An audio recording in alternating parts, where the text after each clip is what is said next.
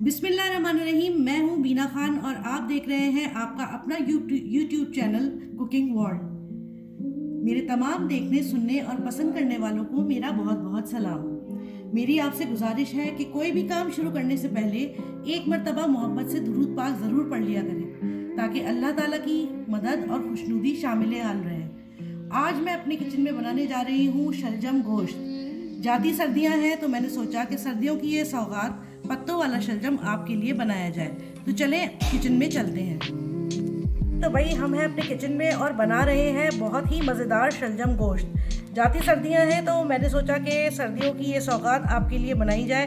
हर कोई अपनी तरीके से ये बनाता होगा। आज मैं जिस तरीके से आपको ये बना के दिखाऊंगी वो एक बेस्ट तरीका है और क्या वजह है इसके बेस्ट होने की ये भी आपको बताऊंगी। तो ये है मेरे पास 2 किलो शलजम। यहाँ पर है मेरे पास 1 किलो गोश्त। गोश्त हमें इस तरह का लेना है, बिल्कुल चिकना होना चाहिए। कोई भी साग हो, पत्तों वाली सब्ज़ी हो, उसमें चिकना गोश्त अच्छा लगता है। और जो लोग खाना ना चाहें वो बेशक ना डालें, लेकिन इसके साथ कॉम्प्लीमेंट यही गोश्त करता है। तो मैंने ये 1 किलो गोश्त ले लिया है। अब आते हैं हम दूसरी सब्जियों की तरफ। यहाँ पर मेरे पास है एक बड़ी प्याज जिसको मैंने ग्रेट कर लिया है। यहाँ पर है मेरे पास आधा किलो टमाटर जिनको मैंने चॉप कर लिया है। ये आधा किलो मेरे पास टमाटर है। ये मेरे पास है लहसुन और अदरक कुटा हुआ। मैं अपने हर खाने में कुटा हुआ, फ्रेशली कुटा हुआ लहसुन अदरक यूज़ करती हूँ क्योंकि इसका अरोमा, इसका जायका सबसे बेस्ट लगता है। अच्छा, ये है तकरीबन 2 टेबल स्पून। यहाँ पर मेरे पास है मिर्चें, हरी मिर्चें जिनको मैंने इस तरह से बीच से स्लिट कर लिया है और ये है तकरीबन 12 अदद। अब यहाँ पर हमें चाहिए होगा मसाले, खुश्क मसाले, जिसमें मेरे पास है ये लाल मिर्च पाउडर है जो मैंने 2 टेबल स्पून लिया हुआ है। ये मेरे पास हल्दी है, हल्दी पाउडर जिसको मैंने 1 टीस्पून लिया हुआ है। यहाँ पे मेरे पास धनिया पाउडर है जिसको मैंने 2 टेबल स्पून लिया हुआ है। यहाँ पर मेरे पास है नमक जो है वो आप अपने जायके के मुताबिक इस्तेमाल करें। यहाँ पे मेरे पास बहुत मुन्ना सा गरम मसाला है। ये तकरीबन 7 से 8 दाने काली मिर्चों के हैं और 1 टीस्पून के से भी थोड़ा सा कम ज़ीरा है और यहाँ पर 4-5 लौंगे हैं। ये चीज़ें हमें चाहिए होंगी। तो चलते हैं, अब इसको पकाते हैं। तो मैंने यहाँ पर 1 कप ऑयल ले लिया है। 1 कप से थोड़ा सा कम भी ले सकते हैं। यहाँ पर मैंने 1 कप से थोड़ा सा कम ऑयल लिया है और इसके अंदर अपनी 1 प्याज जो मैंने ग्रेट की थी वो डाल दी है और अब हम इसको हल्का पिंक करने तक इसको फ्राई कर रहे हैं। अच्छा भाई देखें, यहाँ पे प्याज हमारी बिल्कुल पिंक पिंक सी हो गई है। अब फ़ौरन मैं इसमें डाल रही हूँ गोश्त।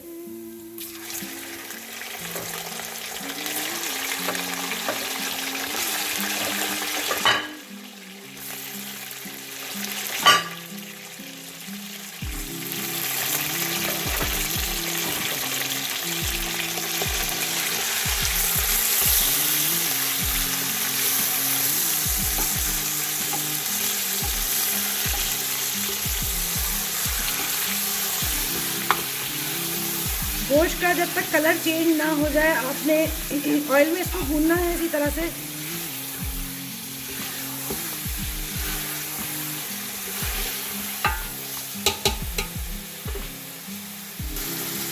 अच्छा, ये गोश्त हमारा भुन रहा है। अब मैं इसके अंदर डाल रही हूँ अपना कुटा हुआ लहसुन और अदरक जो कि मैंने 2 टेबल स्पून लिया था।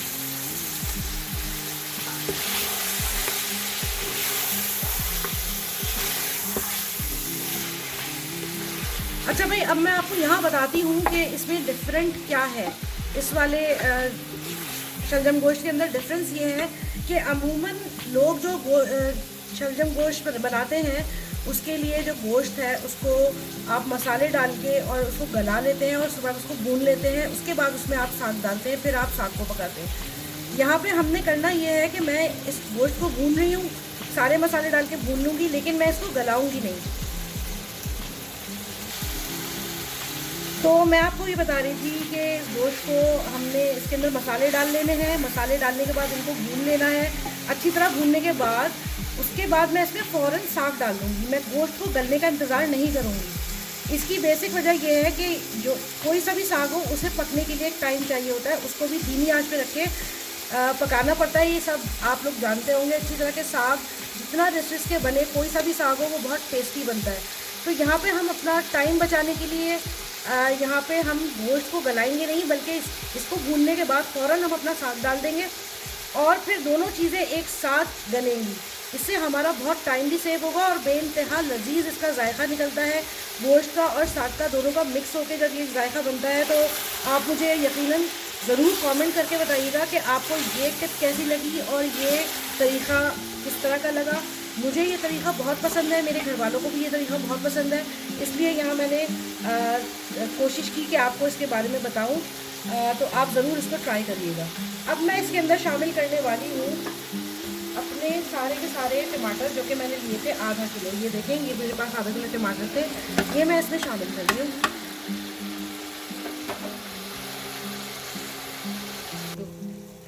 ये मैंने टमाटर इसमें डाल दिए जो कि मेरे पास आधा किलो थे। अब इन टमाटरों को मैं ढकना ढककर थोड़ा सा पकाऊंगी। जब ये टमाटर थोड़े से गल जाएंगे, थोड़ा से मेल्ट हो जाएंगे, उसके बाद हम थोड़ा सा इसको भून के इसके अंदर अपने मसाले ऐड करेंगे। तो हम मिलते हैं तकरीबन 15 मिनट बाद। 15 मिनट हमें पूरे हो चुके हैं। अब मैं आपको दिखाती हूँ इसकी पोजीशन क्या है। ये देखिए, टमाटरों ने अपना पानी छोड़ दिया था और ये भुनने पे अब थोड़े थोड़े आ रहे हैं। इस पॉइंट पे मैं अपने सारे मसाले इसके अंदर ऐड कर रही हूँ। ये हैं वो सारे मसाले जो मैंने आपको बताए थे।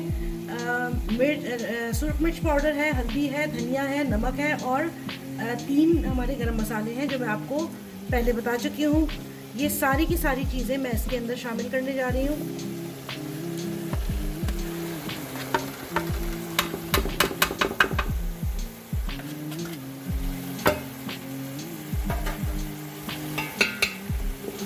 अब मैं इसको अच्छी तरह से भून लूँगी। इसको भूनने के लिए हमें मेरे ख्याल में कम से कम 20 से 25 मिनट लगेंगे। तो आपसे मैं मिलती हूँ 20 से 25 मिनट के बाद। अच्छा भाई, इसको भूनते हुए 10 मिनट हो चुके हैं। यहाँ पर मैंने ढकना हटाया है इसलिए कि इस पोजीशन पे अब मैं यहाँ पे डालूँगी, ये मेरे पास है 1 कप दही का पानी है ये। अच्छा, दही का पानी डालने का मकसद मैं आपको बता देती हूँ। जिस तरह से हम गोश्त भूनते हैं पानी का छींटा डाल डाल के, इसी तरह से पानी की जगह मैं दही का पानी यूज़ करती हूँ। इसके 2 फ़ायदे हैं, एक तो गोश्त अच्छा भुन जाता है, दूसरे ये कि इसमें फिर दही की ज़रूरत नहीं रहती। और ये इतनी बड़ी बचत है कि आप खुद अच्छी तरह सोच समझ सकते हैं कि ये कितनी बड़ी बचत है कि आपके खाने में दही की कमी पूरी हो गई। तो अगर आप इस तरह से दही का पानी इसमें शामिल करेंगे तो आपको छींटा डालने की भी ज़रूरत नहीं पड़ेगी और दही की भी ज़रूरत नहीं पड़ेगी। लेकिन जो लोग दही से सेटिस्फाइड हैं, दही डालना चाहते हैं, तो बेशक वो दही डालें। यहाँ पर इस पोजीशन में 3 टेबल स्पून आप दही यूज़ कर सकते हैं। वैसे मैंने यहाँ पर दही का पानी 1 कप यूज़ कर लिया है। और अब मैं इसको दोबारा भून रही हूँ। मैंने आपसे कहा था 20 से 25 मिनट बाद मिलेंगे, तो यहाँ 10 मिनट हो गए थे। अब मैं इसको 10 मिनट के लिए मज़ीद भूनूँगी, तो फिर मिलते हैं हम 10 मिनट बाद। भाई, यहाँ पे मुझे 10 मिनट हो गए हैं। अब मैं इसका ढकना हटा रही हूँ। ये देखें, ये मुकम्मल तौर पे भुनने पे आ चुका है ये गोश्त। इसको अब हमें जल्दी जल्दी भून लेना है। और इस पोजीशन में अब मैं यहाँ पर शामिल करने वाली हूँ 5 से 6 ये सब्ज़ मिर्च। हरी मिर्चें मैंने यहाँ शामिल कर दी हैं। अच्छी तरह से इसको भून लिया जाएगा। अच्छी तरह ये भून चुका है। इसको भूनते हुए 20 मिनट हो चुके हैं। इसकी मसाले का कच्चापन निकल चुका है। बहुत मज़े की इसमें से स्मेल आ रही है। हरी मिर्चें डल के और मज़ेदार स्मेल आ गई है। अब मैं इसके अंदर शामिल कर रही हूँ ये पत्तों वाला शलजम।